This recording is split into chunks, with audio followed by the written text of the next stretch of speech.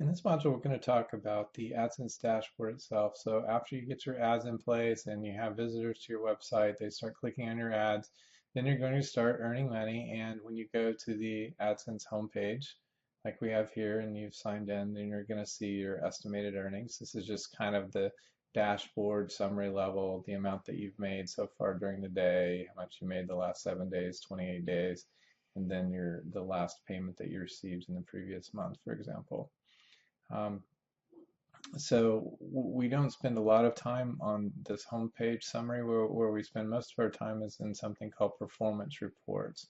When you open up the performance reports, you see that on the left there are a lot of different kinds of reports to select for the entire account by day, the various websites if you have more than one website, countries, ad units, and platforms.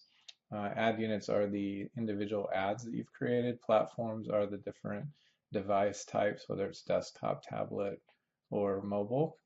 And then there are a lot of advanced reports as well, looking at your data by week and by month and by custom channels. You recall when you set up an ad, you could actually create channels to group kinds of ads together. For example, I said that if you wanted ads that were all on your tips page, you might create a tips channel, or if you wanted to report on ads that were all on your news page and your news page only, then you might create a channel just for news.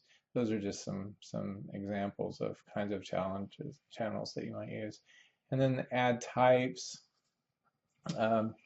This will be well, we'll take a look at a few of these, but I just want to kind of give you a quick overview. Ad sizes, you can report on those so you can find out which size of ads are doing better than others. So let's just kind of look at the very first report that we get presented with just sort of by default. And here you have the estimated earnings for this time period. In our case, we're looking at today. Let's look at this whole month of March.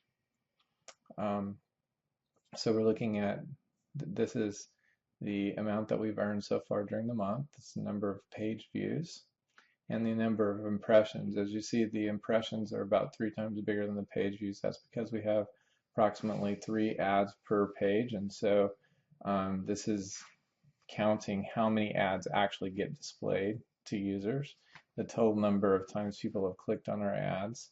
And then the RPM is the amount that we've earned per 1,000 impressions of our ads, or rather for 1,000 page views of our ads. And then this is the amount that we earn per 1,000 impressions of our ads.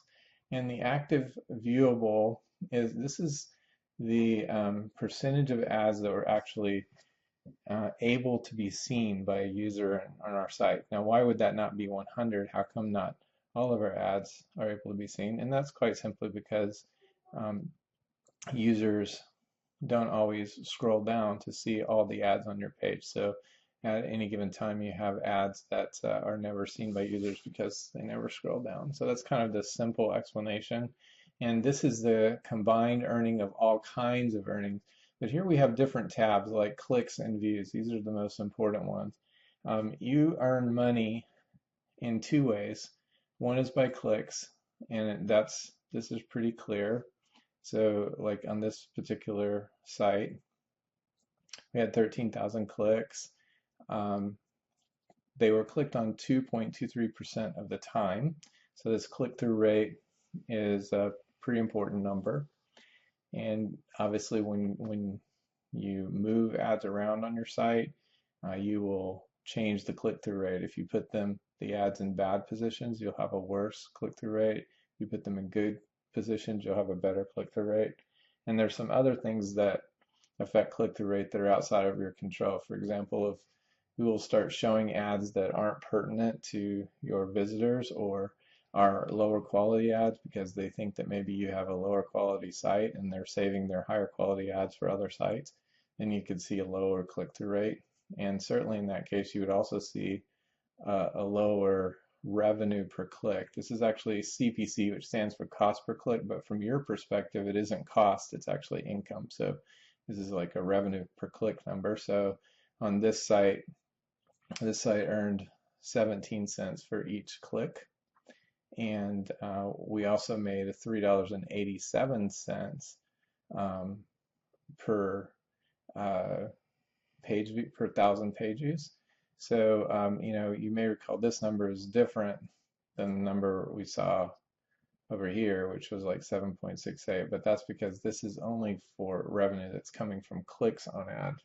And there's another category of revenue that's not clicks, but views. So so when we also get paid in some cases for simply showing ads to people, whether they click on them or not. And we don't have any control over that. Google decides which ads are in one category or the other, and they're just based on relationships that they have with their advertisers.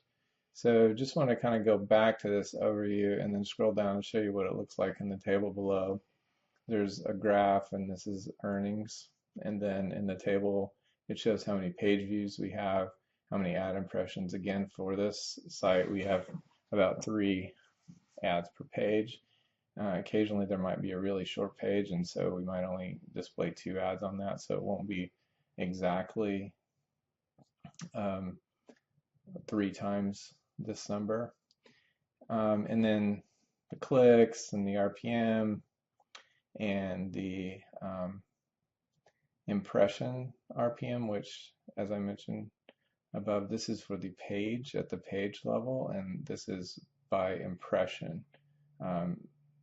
And then the active viewable, it varies from day to day, but you can see it's fairly consistent. And then the amount that we were earning by day, we were earning about $279 a day for this month.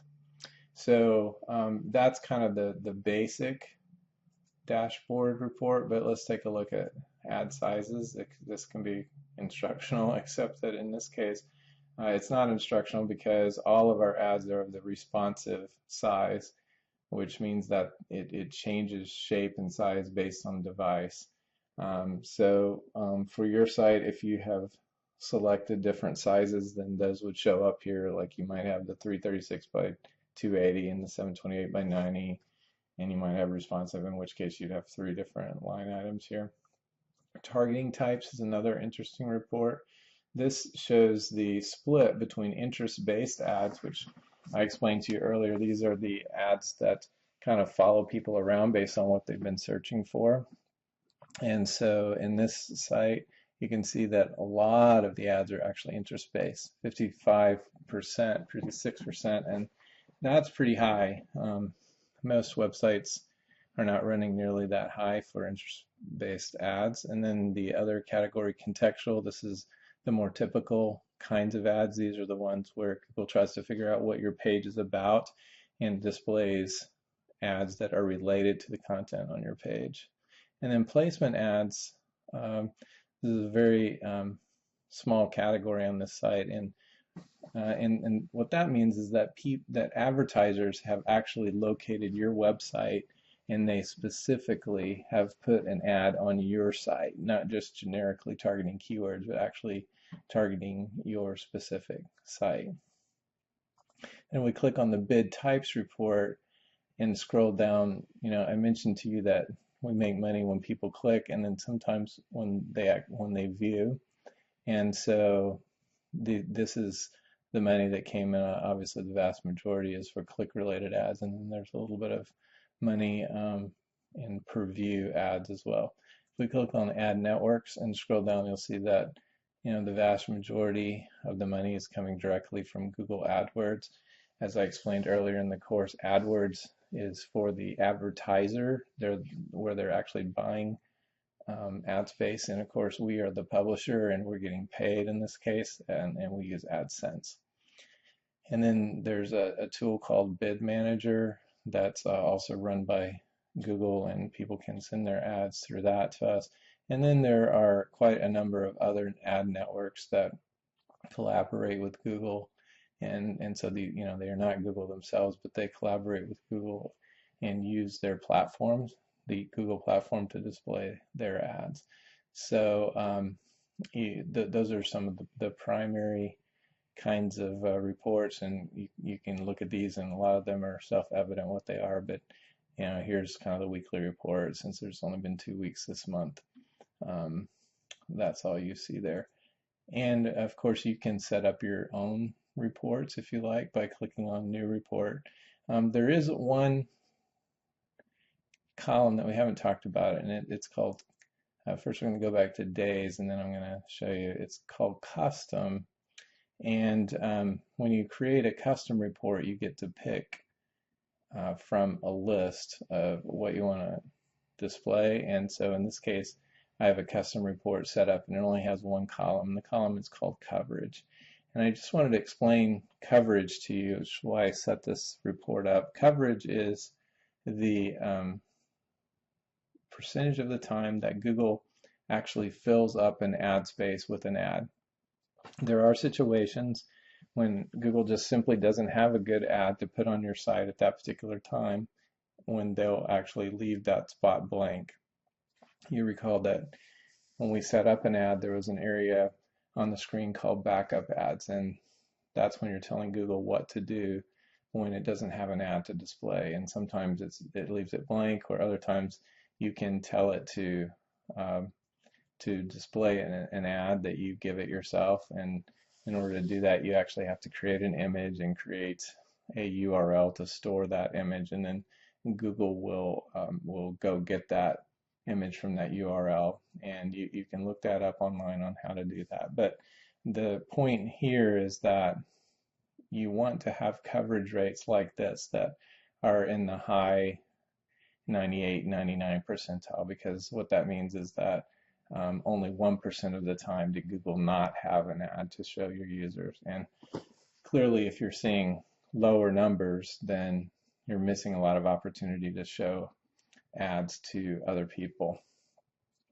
So I just wanted to point that out. And the way you would do that is when you create a custom report for the first time, it lets you select a column like coverage, and you could select any of these other columns that you find on other reports as well, just to kind of customize a report for you.